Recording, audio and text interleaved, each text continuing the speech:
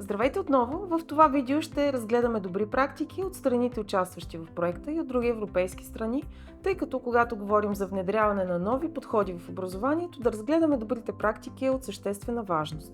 Най-напред ще обясним накратко практиките в образователните системи на страните, чието представители са партньорските организации по проекта.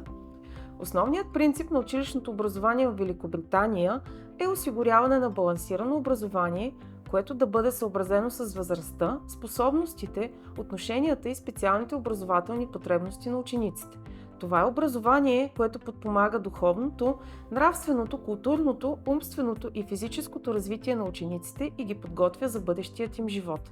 Структурата на образователната система в Великобритания включва предучилищно образование, начално, средно и по-нататъчно образование, както и висше образование.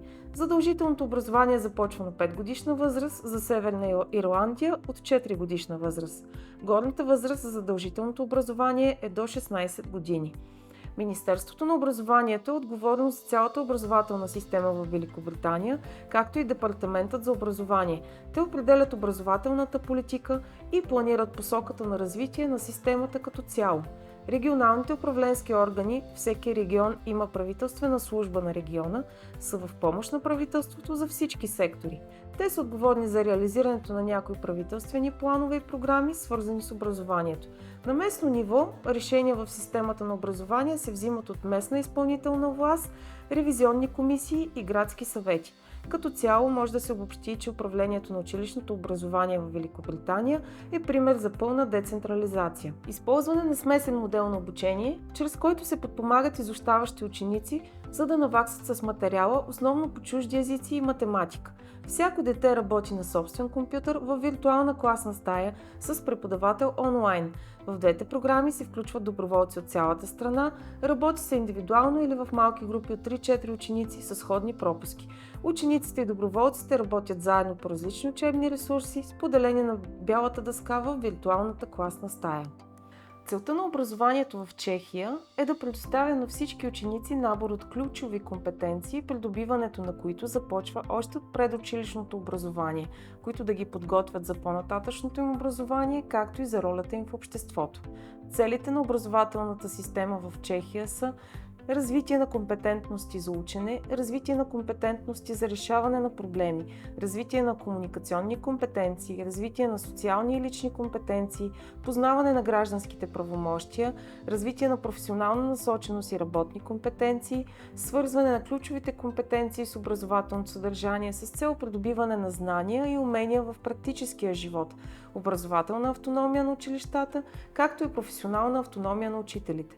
Чешката образователна система е силно децентрализирана, 14-те административни региона определят дългосрочно планове за развитието на техните училищни системи, съобразени с националните референтни документи и организират средното образование в техните юрисдикции. Цели на образователната система в България: единна държавна образователна политика за осигуряване правото на предучилищно и училищно образование, ориентираност към интереса и към мотивацията на детето и на ученика, към възрастовите и социалните промени в неговия живот, както и към способността му да прилага усвоените компетентности на практика.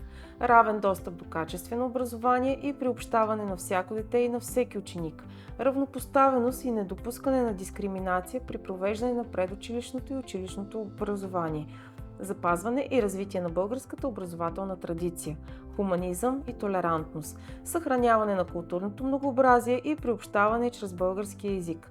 В последните години, чрез реализирането на политиката за децентрализация, се повишават отговорностите на местните структури за управление на образованието и ефективността в тяхната дейност. В този смисъл, децентрализацията изисква и провеждане на процес на дебюрократизация в образователната система, като политика за драстично намаляване на училищната администрация на централно и регионално ниво. Ще разгледаме набързо и целите на образователната система в Гърция, които са включване на децата с увреждания в училищния процес и обществото като цяло, подпомагане на учителите да събудят интереса на учениците си и да ги мотивират да търсят допълнителни знания по различните учебни теми, продължаващо мултикултурно образование с цел посрещане на образователните потребности на социалните групи, разработване на национална образователна система, която да насърчава толерантността, равенството, демокрацията, солидарността, недискриминацията и прозрачността, разработване на национална образователна система, която насърчава опазването на околната среда и устойчивостта. В Гърция управлението на образованието е силно централизирано, тъй като всички решения се взимат главно от Министерството на образованието и от неговите регионални представителства, като не се допуска управление от други административни органи, които стоят под него. Останете с нас, за да разгледаме и коментираме примерни задачи и казуси, които биха помогнали на педагогическите специалисти при въвеждането на мултисекторния подход.